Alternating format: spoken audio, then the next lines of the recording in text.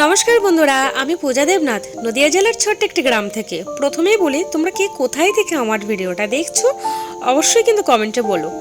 তো সকলে কেমন আছো? আশা করছি সকলে ভালো আছো, সুস্থ আছো। নতুন আরেকটি ভিডিওতে তোমাদের সকলকে নিয়ে শুরু করছি আজকের ব্লগটি। এখন বাজে ঘড়ির কাঁটায় ওই 7টা মতো। তো এখন থেকে ব্লগটা স্টার্ট করছি। তো চলো আর বেশি কথা না বলে তোমরা ভিডিওটা দেখতে থাকো। তো দেখো, সকাল সকাল আগে বিছানাটা গোছাবো আর ঘরটা পুরোটা গোছাবো, কারণ আজকে রান্নাবান্নার চাপটা একটু কম আছে। আর রান্নাবান্নার চাপটা কম মানে তো আমাদের হাতে কাজ অনেকটাই কম। তো চলো একটু একটু করে তোমাদের সাথে শেয়ার করব। তো প্রথমে আমি বিছানাটা গুছিয়ে নেব। প্রত্যেক দিনই ঘুম থেকে উঠে আমি আগে বিছানাটাই গোছাই, কিন্তু আজকে গোছানো হয়নি।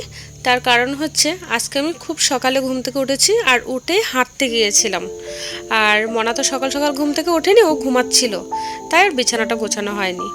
আর মনা এখন ঘুম থেকে উঠে টিউশন পড়তে চলে গেছে, তাই ভাবলাম যে আমি ঘরের কাজগুলো তাড়াতাড়ি করে নিই।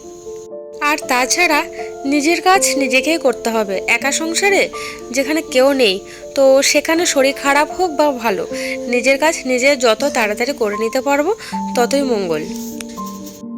আর না হলে নিজেরই কষ্ট।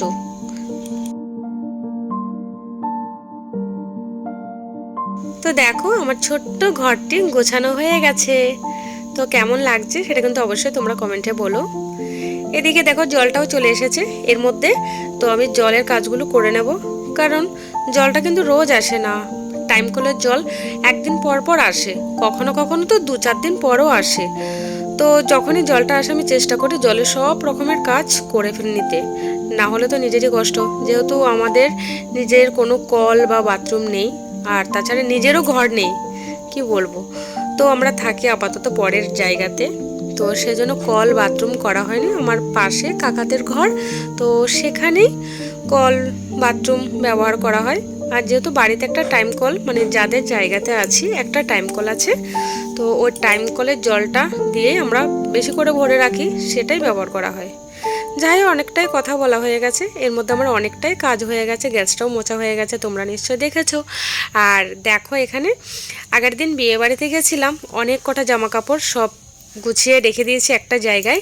কিছুটা ধুয়ে দিয়েছি আর কিছুটা ধোয়া হয়নি এখনও, রোদে দিয়ে দেবো। রোদে দিয়ে ধুয়ে মুছে আবার রেখে দেবো। এর মধ্যে আমি গেছিলাম বাজারে, আর দেখো বাজার থেকে আমি কিছু ফল নিয়ে এসেছি। আর দেখো, আঙুর ফল এনেছি। এই ফলটা মনা খেতে খুব ভালোবাসে। আর এগুলো হচ্ছে আমাদের গাছের ফল। স্ট্রবেরিগুলো আমি যে গাছগুলো লাগিয়েছি সে গাছেরই ফল। একটা ফলও না খাওয়া যায় না, হয় পাখিতে খেয়ে নেয়, না হলে হনুমানে। তো এই কটা ফল অনেকটা কষ্ট করে চোখে চোখে রেখেছিলাম, তা আজকে সবগুলো পেরে নিয়ে আসলাম। এদিকে দেখো, কটা জেলি লজেন্স নিয়ে এসেছি, আর হচ্ছে আমুল দুধ, এটাও মনার জন্য নিয়ে এসেছি।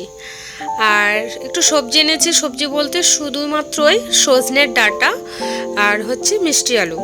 আর মিষ্টি আলুটা মনার জন্য, কারণ মিষ্টি আলুটা মনাকে পুড়িয়ে দেবো, ও মিষ্টি আলু পোড়া খেতে খুব ভালোবাসে। তো দেখো, এখানে কাকাদের উনানে রান্নাবান্না হয়ে গেছে, শুধু আগুন ছিল, আগুনের মধ্যে মিষ্টি আলুটা পোড়াতে দিয়ে দেবো।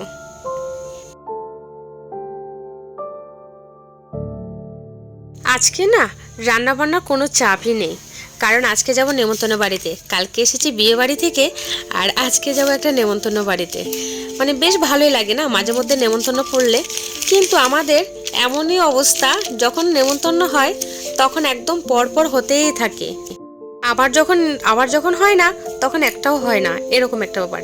তো মাঝে মধ্যে একটু নেমন্তন্ন পেলে ভালোই লাগে, রান্নাবান্নার চাপটাও থাকে না। আর বিশেষ করে আমাদের যখন যেহেতু আমরা প্রত্যেক দিনই রান্না করে খাই নিজেরা, তো মাঝে মধ্যে যখন নেমন্তন্ন বাড়ি পড়ে নিজেকে রান্না করতে হয় না, এই জিনিসটা ভেবেও না অনেকটা আনন্দ লাগে নিজের মধ্যে। কারণ রান্না করাটা সত্যি অনেক বড় একটা কাজ। রান্নাটা হয়ে গেলে তো অনেক, মানে বলতে গেলে সংসারে অর্ধেক কাজে কমে যায়, এরকম একটা ব্যাপার। তো যাই হোক, তোমাদের সাথে অনেকটা কথা বলতে বলতে আমি জামা কাপড়গুলো রোদের থেকে এনে গুছিয়ে ফেলেছি। আর আমরা চলে গেছিলাম নেমন্তন্ন বাড়িতে, কিন্তু ভিডিওটাও ভালো করে করতে পারিনি। তার কারণ হচ্ছে এত লোক ছিল, এত ভিড় ছিল।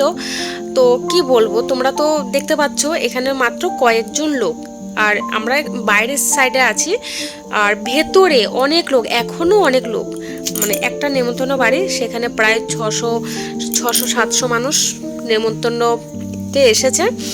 তো আমরা খাওয়া দাওয়া করে জাস্ট ওখান থেকে বেরিয়ে বাইরে দাঁড়িয়ে আছি। আর এখানে দেখো, এখানে আমার কাকিরা এসেছে, তাই আমার ভাইয়ের বউ, ওরা কাকিরা সবাই মিলে কথা বলছে, আর আমি একপাশে দাঁড়িয়ে দাঁড়িয়ে হালকা পাতলা ভিডিও করে নিলাম। আসছি ভাইয়ের বউ ঠাকুর সেবার থেকে আসছি। বাবা ঠাকুর সেবা এত বড় রান্না যাতে ভেবে বলতে হবে। আমরা এখন ঠাকুর সভা থেকে আসছি, প্রসাদ খেয়ে বাড়ি চলে আসলাম। তো আমরা তো বাড়িতে চলে এসেছি, আর রোমিওকে বাড়িতে রেখে গেছিলাম, আর ও আমাদেরকে দেখে দেখো কেমন করছে।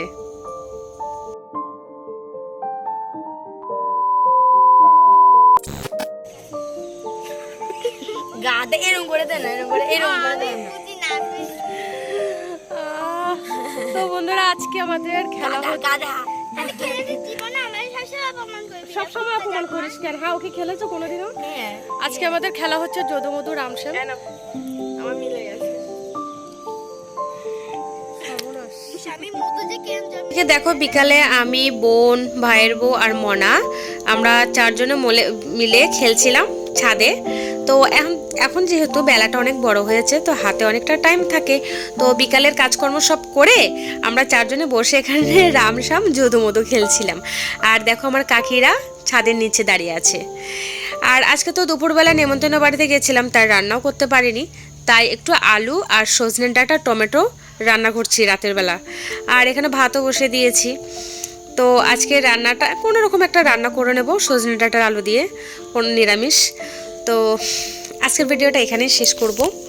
প্রতিদিনের মতো আজও তোমাদের এই কথাটি বলবো, যদি তোমাদের আমার ভিডিওগুলো ভালো লেগে থাকে তাহলে প্লিজ অবশ্যই লাইক, কমেন্ট, শেয়ার করো। আর প্লিজ আমার চ্যানেলটিকে সাবস্ক্রাইব করে আমার পাশে থেকো। আর যে সকল বন্ধুরা অলরেডি সাবস্ক্রাইব করে দিয়েছো তাদেরকে কিন্তু অসংখ্য ধন্যবাদ আমার পাশে থাকার জন্য। আর একটা কথা বন্ধুরা, তোমরা কিন্তু আমার কাছ থেকে কেমন ভিডিও চাও সেটা কিন্তু অবশ্যই কমেন্টেও জানিও। তোমাদের একটা লাইক ও একটা কমেন্ট আমাকে ভিডিও করার আগ্রহটা অনেকটা বাড়িয়ে দেয়। তো আজকের দিনটা ঈশ্বরের আশীর্বাদে ভালোই কেটেছে। তো দেখা হবে নতুন আরও একটা ভিডিওতে। সকলে ভালো থেকো, সুস্থ থেকো, সকলকে টাটা।